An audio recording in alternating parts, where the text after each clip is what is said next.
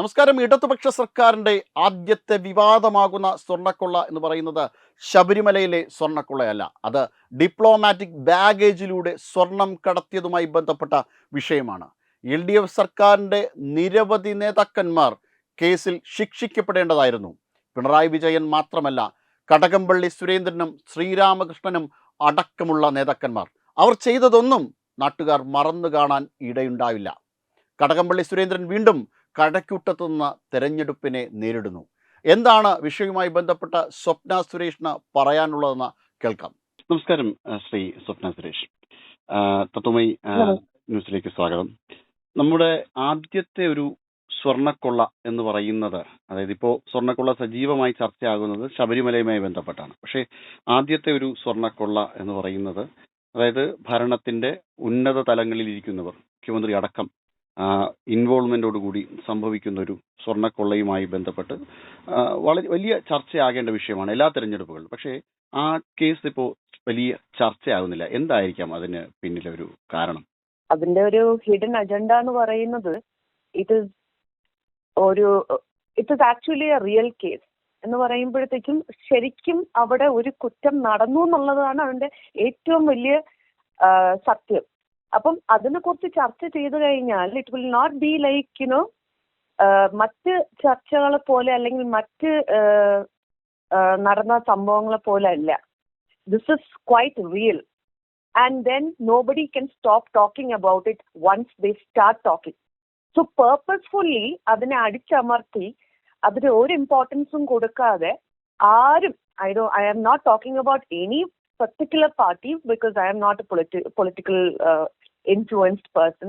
So I'm telling you, ഈ സബ്ജക്റ്റിനെ കുറിച്ച് സംസാരിക്കാൻ തുടങ്ങിക്കഴിഞ്ഞാൽ more and more attention from the public കിട്ടും, അല്ലെങ്കിൽ ഈ കേസ് വീണ്ടും പൊങ്ങി വരും. അപ്പോൾ അതിന് ഇപ്രാവശ്യം ഇലക്ഷൻ സംബന്ധമായി ഇത് പൊങ്ങി വരികയാണെങ്കിൽ വാട്ട് ഹാപ്പൻസ് ഇസ് പബ്ലിക് വീണ്ടും എല്ലാം ഓർത്തെടുക്കും. And that will definitely bring an impact on the results of this election എന്നുള്ളത് it's very clear. That is why purposefully ഇതിനെ സപ്രസ് ചെയ്തുകൊണ്ടിരിക്കുക ഈ കേസിന്. അതിനുശേഷം കേസ് കഴിഞ്ഞ് കുറച്ച് കേസ് വളരെ ആക്റ്റീവായി ചർച്ച ചെയ്യപ്പെടുന്നതെന്നും ഒരു ലൈം ലൈറ്റിൽ നിന്ന് മാറിയിട്ട് കുറച്ച് ദിവസങ്ങളായി, കുറച്ച് വർഷങ്ങൾ അല്ലെങ്കിൽ മാസങ്ങളായെന്ന് തന്നെ പറയാം.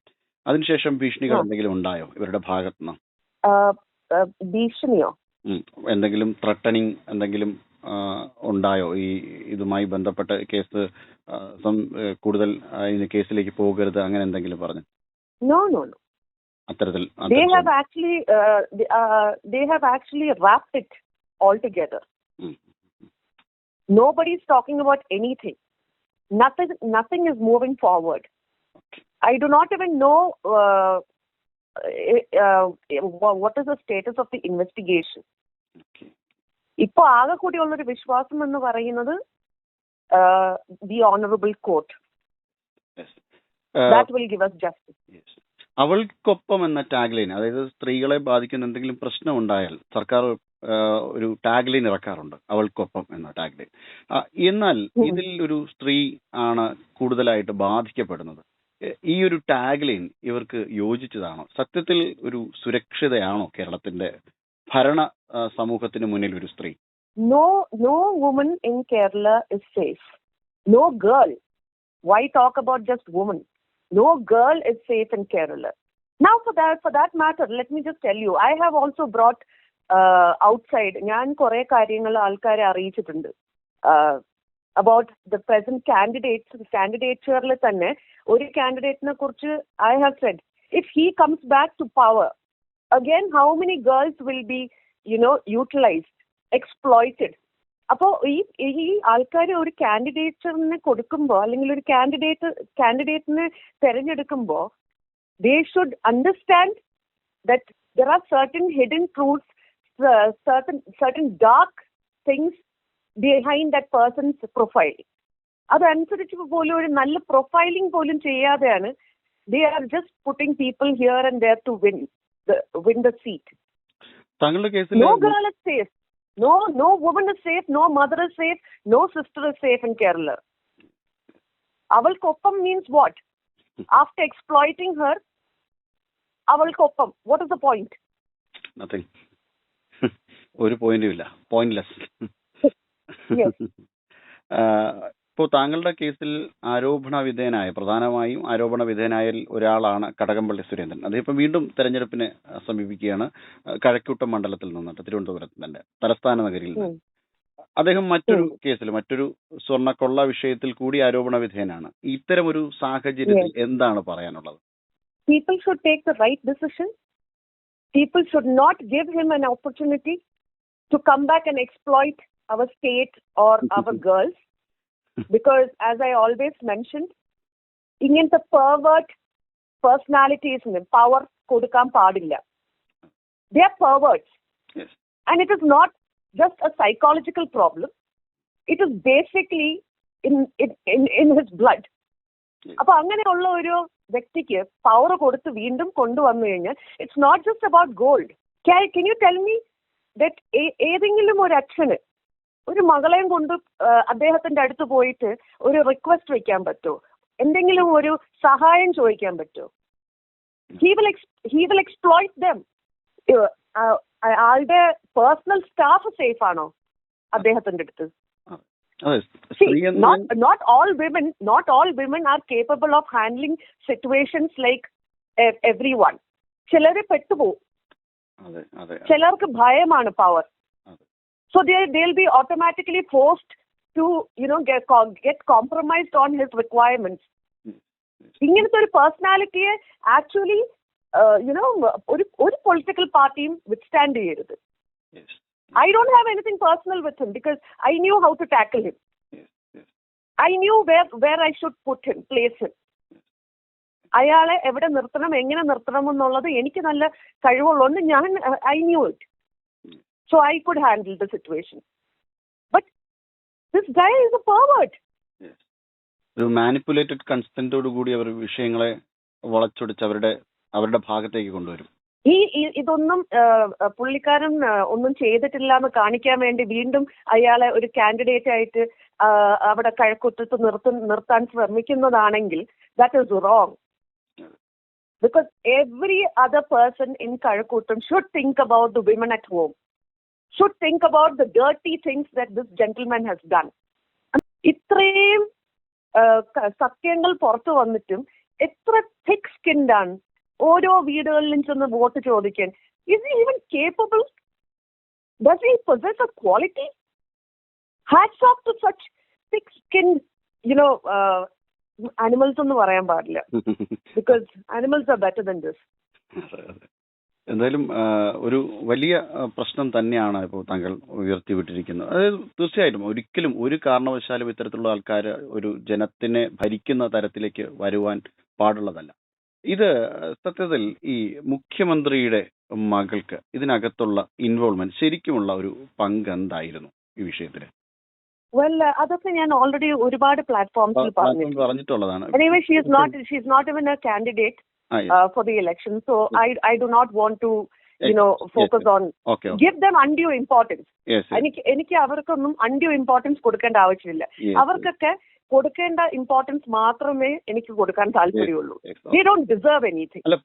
I don't like to waste my time talking about such people who are just useless to the society.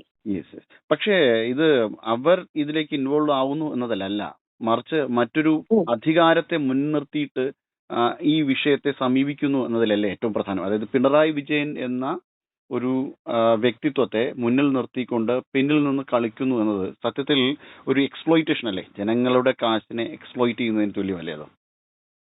ഇത് ഈ 10 വർഷം കൊണ്ട് എക്സ്പ്ലോയിറ്റേഷന്റെ ലെവലൊക്കെ മാറി. Now it is purely and totally destruction.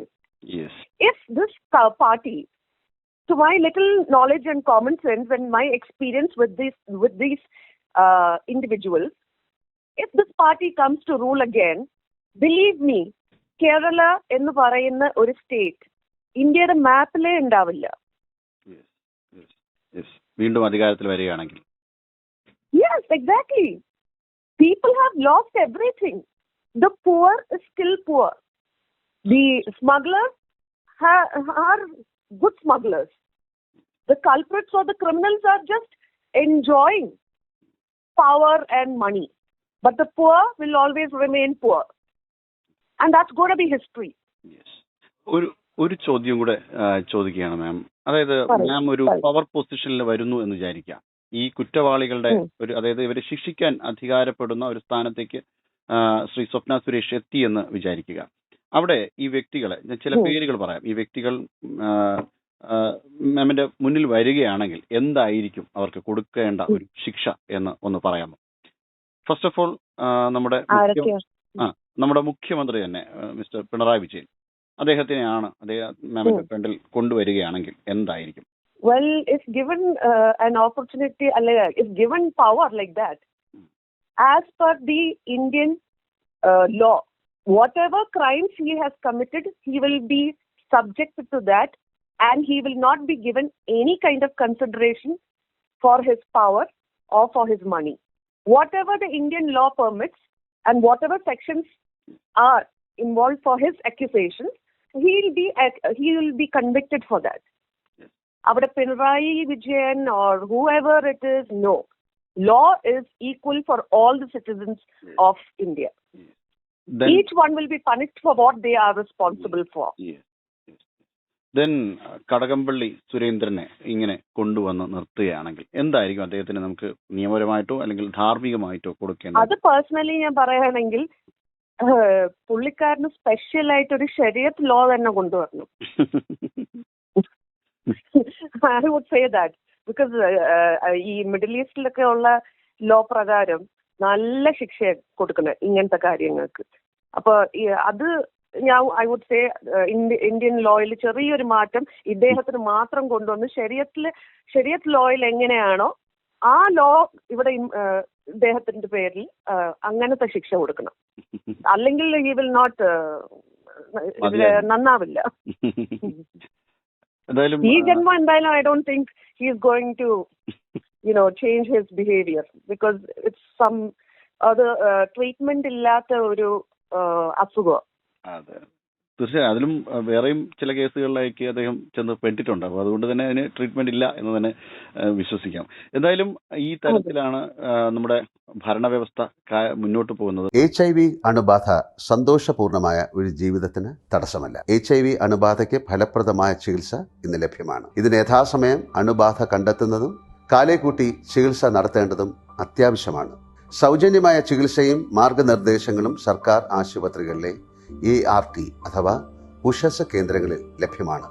ആരോഗ്യ സംരക്ഷണം ഓരോരുത്തരുടെയും ഉത്തരവാദിത്തമാണ്.